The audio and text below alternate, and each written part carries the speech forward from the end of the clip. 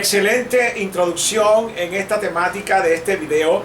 Amigos todos y amigas, hoy les traemos otro tema realmente interesante en estos videos de reflexión pedagógica, de reflexión neuroeducativa, de reflexión ética.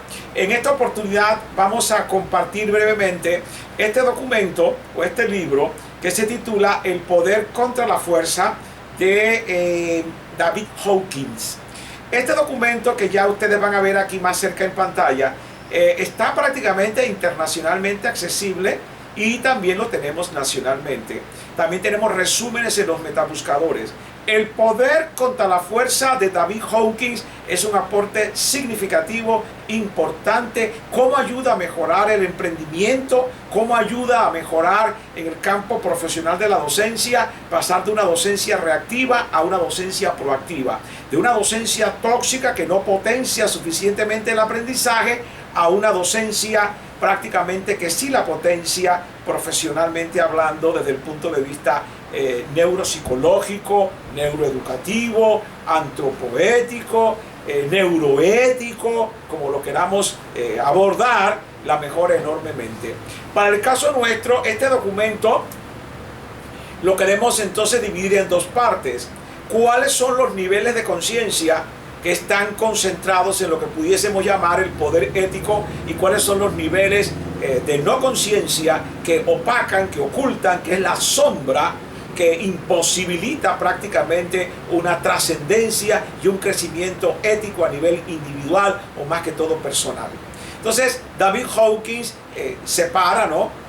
Y da una escala inclusive de validación. Puede partir de 700 a 1000 puntos, bajando a 200 en el coraje, y de ahí baja hasta 50, 30 puntos en la vergüenza.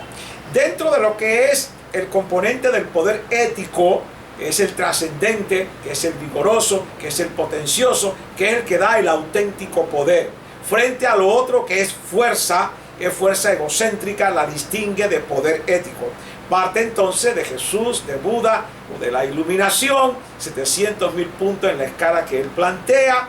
Va bajando entonces a una puntuación de 600 cuando el ser humano, cuando el sujeto está haciendo prácticas interesantes de paz, de tranquilidad, de serenidad, de equilibrio. Sus ruidos psíquicos han bajado enormemente y prácticamente experimenta un estado de éxtasis, de tranquilidad llamada paz.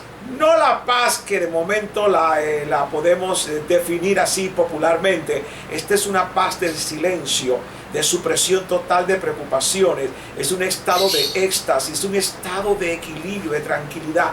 Tú gozas de tu soledad, tú gozas de tu silencio.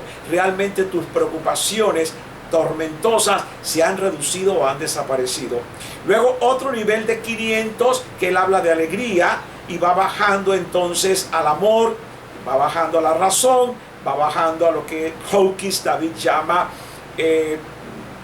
aceptación, voluntad, neutralidad, y un punto de división entre este poder ético y la fuerza egocéntrica sería el coraje, la valentía que desarrolla un sujeto para enfrentar sus dificultades y para tener un propósito de vida que sea autocorregirse, porque hay que aceptarlo.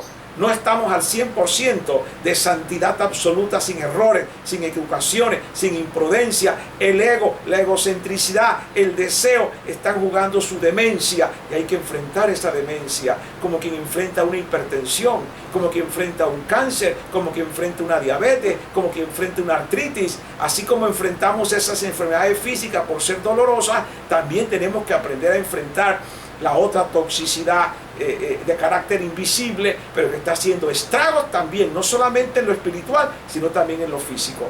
Y en la otra parte, David Hawkins está hablando entonces de fuerza egocéntrica. Y ahí entonces él identifica el orgullo, identifica el odio, el resentimiento. De esta forma, compañeros de este círculo de lectura sobre el poder y la fuerza egocéntrica, es que hemos creado entonces el concepto de docencia reactiva y docencia proactiva.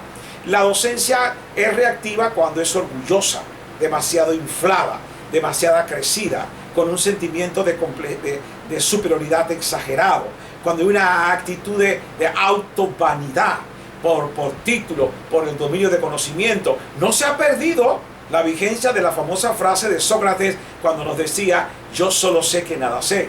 Uno de los sabios de la antigüedad griega, era uno de los que tenía tanto conocimiento en su matriz informativa, pero sabía la inmensidad del océano de información que no tenía, que se atrevió con humildad a decir: yo solo sé que nada sé. Hoy tenemos en algunos y en algunas una posición totalmente distinta a la socrática. Hay gente que se autotitula o que proyecta una imagen de saberlo todo. En el proceso de potenciación del aprendizaje, la humildad no ha perdido vigencia. Es importante que el docente sea capaz de abrir los espacios para no mandar un mensaje de que los estudiantes no tienen que pensar suficientemente, porque todo lo traga, lo mastica el docente con su postura orgullosa de saberlo todo. Hay que saber jugar con la humildad, hay que saber hacer reservado, hay que saber no crecerse. Así que el orgullo es un elemento de reflexión en esta postura de reactividad. 2, la docencia iracunda. Cada vez que un docente, un profesional de la docencia, se vuelve rencoroso, resentido, odioso, conflictivo, pierde la paciencia, ese rango de profesional de la docencia se pierde. Y a pesar de los títulos, queda convertido en un pseudo profesional. Porque para que lo haga profesional de la docencia, tiene que tener poder ético. Esto es elemental. No solamente que domine el contenido de la especialidad, sino también que proyecte un esquema, un estilo de pensamiento equilibrado, ético. Tercero, una docencia atemorizadora. La docencia atemorizadora mete miedo, inhibe los procesos de reflexión, la libertad democrática para participar. Se pierde la seguridad. El estudiante no quiere interrogar, no quiere preguntar, se esconde, esquiva, no asiste, deserta, no pregunta, se llena de miedo. El miedo debe ser prácticamente un elemento de reflexión para una docencia que quiere pasar de lo reactivo a lo proactivo. Tenemos que jugar con un clima psicológico, sociológico, ético, que favorezca ¿qué cosa? La seguridad. Igualmente la docencia castigadora es reactiva, la docencia apática es reactiva, la regresiva, la represiva, la depresiva, la opresiva, etiqueta, excluye, el prejuicio, la discriminación, la comparadera. Todos estos elementos son tóxicos y genera una docencia comparativa, ¿sí?, que afecta prácticamente la autoestima de los estudiantes, que es un componente psicológico o una inteligencia importante para poder crecer dentro del esquema y el contexto del aprendizaje formal y no informal. Y lo mismo pues la docencia obsesiva. Del otro lado, proveniente de estos aportes maravillosos de David Hawkins, El poder contra la fuerza, entonces tenemos una docencia proactiva. Es la capacidad y la habilidad inteligente que desarrolla un docente cuando es capaz de poder sacar de la dificultad, del vacío, de la conflictividad, del déficit, una oportunidad para innovar, para transformar. Estos son sujetos docentes súper inteligentes que no se dejan atrapar de manera reactiva, que no tienen, no disponen el enfermarse y contagiarse de toda esta conflictividad que estamos hablando y que plantea muy bien David Hawkins en este extraordinario libro. Entonces, tenemos de esta forma, la docencia proactiva es una docencia iluminadora, y lo es en razón de que el profesor ha llegado a convertirse en un maestro, en un modelo, en un equilibrio. Es un sujeto, hombre o mujer, en la docencia, sí, con una capacidad de paciencia impresionante, con una capacidad de alegría, de sentido del humor, de risa. Tiene un equilibrio en su sentido, en su semblante. Sus ojos brillan, su tono de cara es un rostro prácticamente atractivo, interesante. No se deja subyugar por la toxicidad del medio. Ya tiene una gran capacidad de guerrero, como si fuera Kung Fu Panda 1, 2 o 3, una capacidad de guerrero, donde prácticamente ha encontrado sus raíces, sabe quién es quién, cómo es, y ya las opiniones ajenas poco le afectan, más allá de que las pueda validar cuando hay alguna razón importante que tomar en cuenta de parte de la crítica o la opinión ajena. Se ha encontrado a sí mismo. Entonces tenemos también una docencia alegre, una docencia cariñosa, una docencia racional. En realidad se es proactivo cuando tú cultivas el nivel de conciencia de la razón.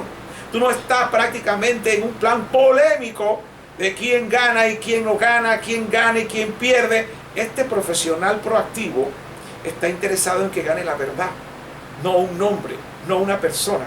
En realidad no le molesta cuando no tiene razón, porque en realidad lo que busca es encontrar las verdades de los procesos complejos de la vida, de la asignatura, de la disciplina, etc. Entonces, para ir cerrando este ciclo de lectura y podamos luego abordar algunos capítulos muy significativos de la obra de David Hawkins, cerremos entonces que la docencia proactiva es incluyente, es participativa y es democrática. Sobre todo democrática. Y es democrática en la medida en que el docente es capaz de crear los espacios para que se genere la metodología dialógica, interactiva, de interaprendizaje. Es democrática en la medida en que las clases reducen la verborragia del docente o reduce la parla y le va dando mejores espacios para que los propios estudiantes construyan sus conocimientos.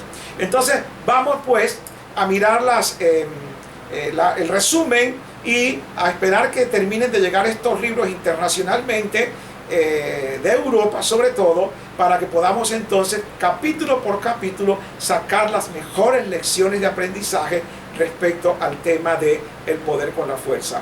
Le pido al compañero que me haga un acercamiento del libro para que lo copien.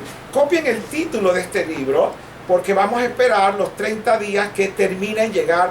Claro que si pagamos un poquito más, llega antes. Observen el título, clarito se observa en pantalla: El poder contra la fuerza, de David Hawkins. Cómo lograr dejar atrás la fuerza egocéntrica y cómo alcanzar el poder ético, que es impactante en la exitosidad de una docencia proactiva. Que estén muy bien todos. Los esperamos en unos días para analizar estos capítulos tremendamente interesantes. Saludo a todos y los despedimos con un poquito de música animosa.